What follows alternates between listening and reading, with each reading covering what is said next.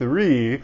Long way from the beginning. It might feel like forever ago, but we still have 67 more days to go, which is beautiful because our growth comes in waves and we have to give time to be able to feel everything, to be able to integrate everything. And when we don't do that, we kind of skip things and we might be a little bit more in a tumultuous state than we would want to be when we're doing growth. So always in the kind, easy, gentle, good fashion. Yesterday it was pretty easy. We did a stretching exercise, one that I just showed you, simple stretching to do. Day prior, I just asked you to get up and go on a walk, right? So we're incorporating these movements, mindful movements, into what we're doing. We've already gone into this space of being mindful of the moment and recognizing our surroundings, and then we did some exercise with gratitude within. Now we're going into that physical sense to get you primed in having mindfulness of the moment, of the movement, of being grounded in your body, right? A lot of us, we spend our entire life being an ego or being like being governed by wants and needs. And those all lie up here, right? And so a lot of times we don't really feel into our body and what we possess as a conscious being. So one thing that really helped recently was for me to hear the verbiage that we are, and I often say this too, but I needed to hear it, we are a consciousness that is derived of awareness and then also perception. So the ability to be perceiving that we have a body, and then the awareness of the world around us, right? And like what we're doing and how we feel in every moment. A lot of us don't really feel that connected to the world around us. We might feel like, yes, I exist, I have friends, there's nature and all these things, but what is the real connection really doing for us or what does the real connection really mean? What does it mean to transition into a space of having real connection to the world around us? So we are doing this gradual progression. By day 30, we're going to go a little bit deeper into a different topic, right? All progression. So it's beautiful. Yesterday, again, like I said, it was super easy just to do the stretches. And today, we're also going to do something very similar. We're going to be into a stretching mode. But we're going to be very intentional this time. So yoga is I'm recommending a yoga exercise today, a Yin Yoga exercise. You can do almost anything that you want to, but I recommend that we do something that is extremely slow, very gentle, very loving to the self with the movements, because this helps to bridge how we feel about ourselves and the consciousness, right? It helps to heal that connection. Because a lot of us, we might have thoughts or ideas or programming about our physicality and how it shows up in the world.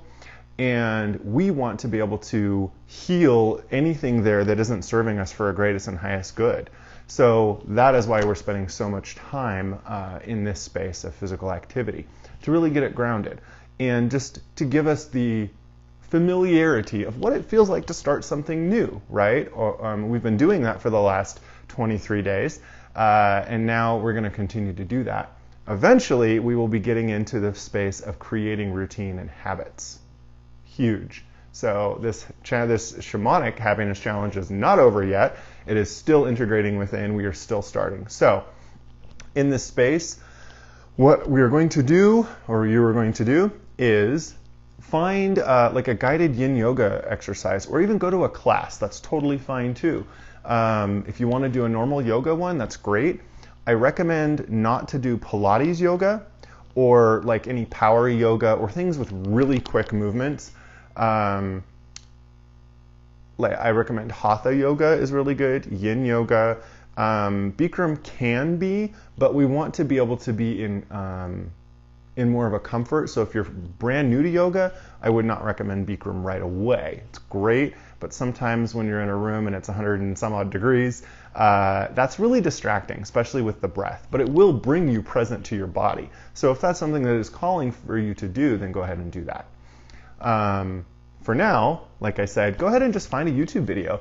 Or even Good Elephant has a lot of yoga practitioners, and they're doing a lot of online events. So you could even sign up with one of them to do yoga through Zoom or something like that. That's really beneficial, okay? So what does it look like? I'm just going to demonstrate for you what it looks like to be mindful of the movements that we're doing, and what I mean when I'm saying really get into your body and feel the body, feel the muscles. I kind of went over that yesterday a little bit because I was able to get the visuals and the instantaneous feedback from my body about where stuck energy was, where stuck emotions were, where stuck events of the past were, and it was mainly just within the last 24 or 48 hours or so that I was actually able to feel that. So that also is another piece of knowledge that we can turn into wisdom about when we are more conscious and we do stretching every day, we're actually basically just like taking down the buildup of this emotional blockage or this emotional physicalness, right? And when we have this huge buildup of things, we're only going to be ticking it down slowly. Some of us might be able to go really deep into a space that needs healing of the moment, and that means it's just ready for it for you to have that healing event. And that doesn't mean that we need to be in comparison of anybody else, because our paths are all unique, right? We are not meant to do exactly what anybody else is meant to do, and so our experiences in life will never be like everybody else's. We might have similarities because we are connected to the collective consciousness, but that does not mean that I'm going to experience the exact same thing as somebody else. So, as I'm going through these releases and understanding what's been piled into my body, generally, you're going to first feel what happens in the last few days, okay? Maybe the last week or so, unless you're primed and ready to release something that's a little bit deeper, right?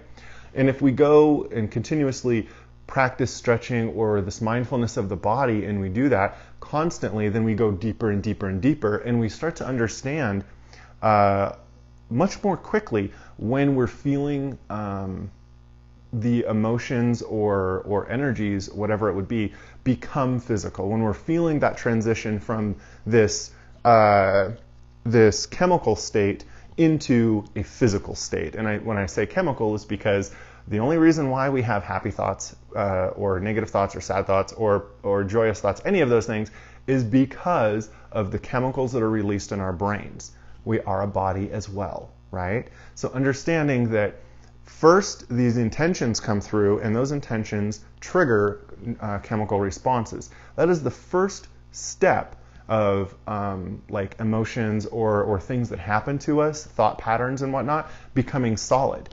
That is the very first step, is to trigger chemical responses. Once it goes from that space, then it's body responses. So how do you handle stress? We've already gone through this a little bit, right? What is it like for me to feel stress? How do I react? That's a physical response of this regulation of physical, this regulation of going from stress into physical movement or body solidification, we'll say. So going into this space, when we're stretching and moving and feeling our body, there's going to be a lot of novelty or new things that we experience. And that's perfectly okay. Just because I experience something that's dysregulating does not mean that it is bad for me. That is a programming that sometimes we get into.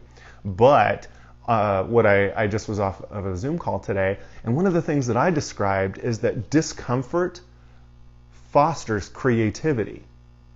And if we think about that, like if I'm really uncomfortable in the space, my body even, or maybe I feel stuck or something of that nature, you are meant to feel that discomfort because it's cultivating within you a creativity of some form.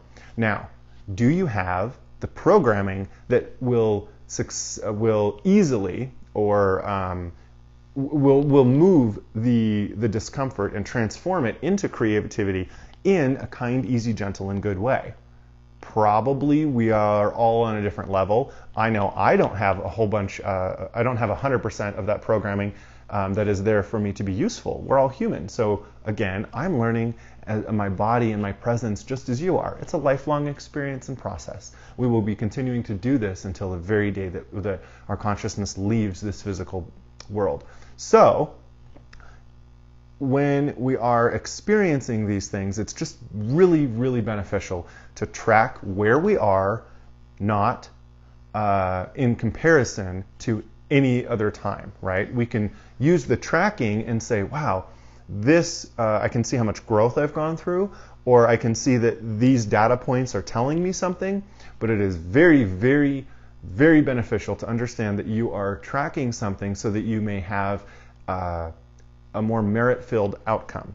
We are not comparing ourselves because that comparison actually brings us to stagnation, and it brings us a little bit of suffering in that space, okay? The person you were yesterday is not the person you're today, so why would we compare you as an individual to your old self, right? We're always redefining ourselves in every new moment, and so therefore it's inappropriate for us to actually compare ourselves to the last moment. But we can keep track on our growth, and that's perfectly okay. So for feeling into this movement, and what I mean, and I've been kind of feeling the sensations of my back actually, and how they're supporting me in this position, and how my legs are right now. As a meditator, I do understand that when I have back discomfort, it's generally because my muscles are working to support me in a way that I have not been cultivating for a long time. So you might experience this when you first go to sit down and meditate. Right now, I'm in a half lotus position, and I can feel that my butt is actually a lot lower than my knees, and because of that, my middle back and my back is requiring that I exert a little bit more energy in putting me upright, okay? And that's actually totally okay because I can be with this slight discomfort right now. I'm understanding that I'm building these muscles. And as I am feeling it, I am in my mind's eye filling that or allowing that feeling to be occupied with like a color or something of that nature, and this can be a unique experience to you. And then I'm allowing it to come out through my voice. So you might hear my voice like change in pitch or tone or whatever, but that's because I'm actually trying to eject this stagnation, of feeling that this discomfort that I'm in right now is inappropriate. I'm ejecting that, and I'm finding merit with what I'm feeling afterwards, and I can already feel it just settling down. Yeah, I can already feel it being very comfortable. So I can feel the movement happening right now. So when we're doing yin yoga, a lot of that movement is just super slow, very beneficial, and we're getting into spaces where we're just allowing our body to be in this space of transition, of change, right? And so as I'm doing that, like right now, I'm doing a forward bend over just to this space, and I can feel all of that stretch within my hamstring. And as I feel into that, I'm going to just feel and imagine my muscles being able to separate with ease. I'm really feeling into that. And then I'm actually going to go and I'm going to rotate my ankle a little bit just because I want to feel what other muscles are sore and stiff. And I want to give attention to those because I need to know where my muscles are, right? As I do other poses within yoga, I love doing butterfly. I can't bring them too close. I'm not that flexible. Maybe a couple of you are. But as I come in to an even closer position, oh, I can feel that really big right now. I can feel that. So I'm just going to love in. I'm actually going to back off a little bit. There we go. I only back off a half an inch, but it really made a big difference. So in this space, I'm just going to feel, and I'm like, wow, I really can feel my hamstrings again. I can feel my back also engaged, even though it feels great. And what else can I do for this moment to help me integrate more? That just feels really good. I can feel where there's a little bit more, like let me rock back and forth. It's kind of this massage, right? And sometimes yin yoga, you also go onto your back or do other exercises like that. And you can feel into just letting that tension go, letting the release happen, right? So the assignment today is to be very, very present with how your body is showing up for you and how you're showing up for your body. So do something that's very stretching, something that's very loving for your body, and feel into how it's talking to you. There's even an exercise, which we're going to actually do it tomorrow, but I'll kind of give us a little bit of a heads up, is to go beyond what our programming thinks our body can do. In a very gentle way, of course, in a very progressive way. But as I'm feeling into the movement of each muscle, I'm deliberately and mindfully engaging my body in ways so that I can figure out, like, ooh, how does it feel to move like this? What is it like for me to become uncomfortable as I'm sitting, as I'm standing, just in my body, right? And I'm doing that so I gain presence of my body. So I gain presence of what it's like to walk throughout the world. As we become more present of our body, we increase our proprioception, and that's just the sixth sense, so to speak, of being able to notice the world around me through the limbs, right? To be able to sense that my arm is out in this part of space, even. And when I give more attention to how my muscles feel and move, I can sense that if my arm is stretched out, I know it's stretched out because of the muscles being moved, not because of the choice of consciousness, so to speak, of a blind choice of consciousness. So, like, let's just say you're batting a fly around, right? And you're trying to get rid of a fly. Instead of just going, I'm going to get rid of it, and you just think, bat at it, just this, whatever it would be, and you're just like waving at it, what would it be like for you to actually tell every one of the muscles, move this way? And then it becomes like this art, right? It's almost like ballet or ice skating in a way. And so that really brings us to how we are in our environment. And we become a bit more appreciative of how we move. And as we do that, it will be uncomfortable in some instances, because we might come to the realization that, oh, that's why I bang into walls or door jambs, or I stub my toe, or that's why I'm super clumsy and I drop things. It's because I'm not actually engaging each of my fingers.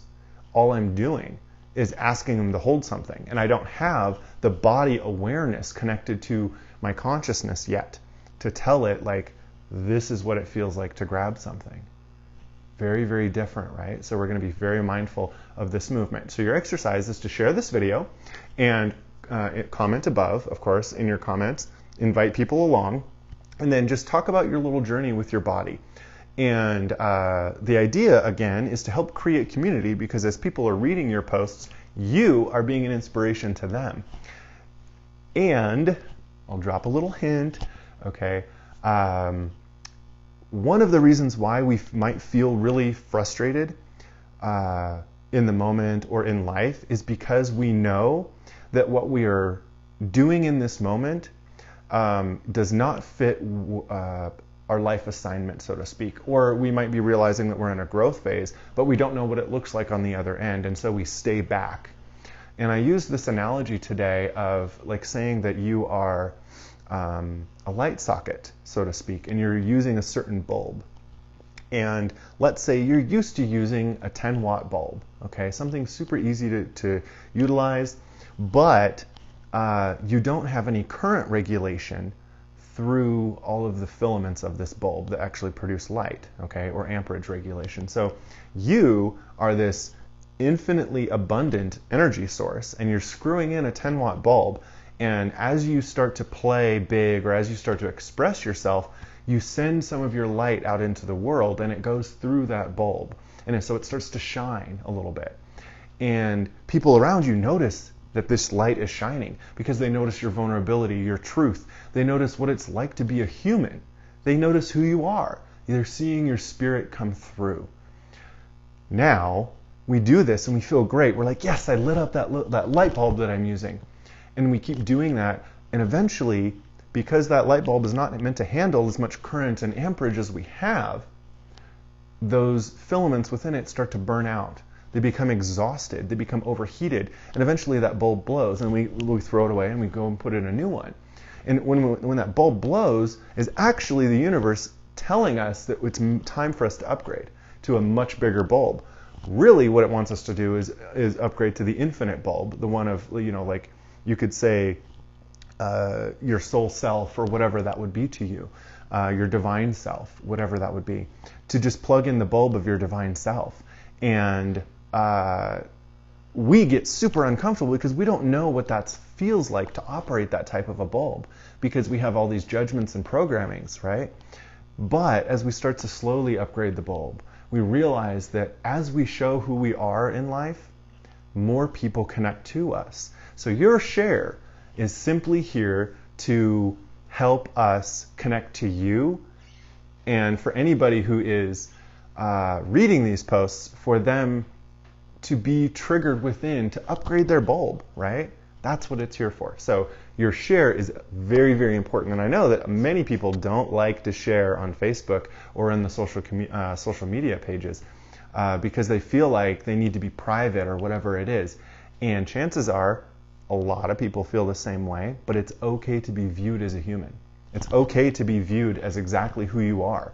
You don't have to try to appropriate anything that you're not and put on a facade, because people will see through that. They'll notice that you're trying to use a 10-watt light bulb, okay, or somebody else's 20-watt light bulb, and that's not your bulb, right? They're going to notice those things. So for everybody who is growing, I did draw this card. It's called the Nightingale Spirit. Let's see if I can get this into picture. I don't know if it's actually going to be able to be into the picture that much because I can't see what's behind you. Got the screen face the other way. The Nightingale Spirit, it says love is all around. And a lot of times when we are going through darkness or when we're going through transitions and sadness and things, and we just are like, there's no light within my life. Nightingale Spirit is here to tell you, yeah, there is. It's actually just on this other side. It's waiting. You're almost there. It's like the dawn is just about to break over the horizon, and you are about to be illuminated. And so it's asking also for you to connect with people, to alleviate us of the suffering of some of our programming that would tell us that there's no light in the world. And some of us may be doom scrolling or whatever it would be on social media to verify that there is no light in the world. But that is a falsity.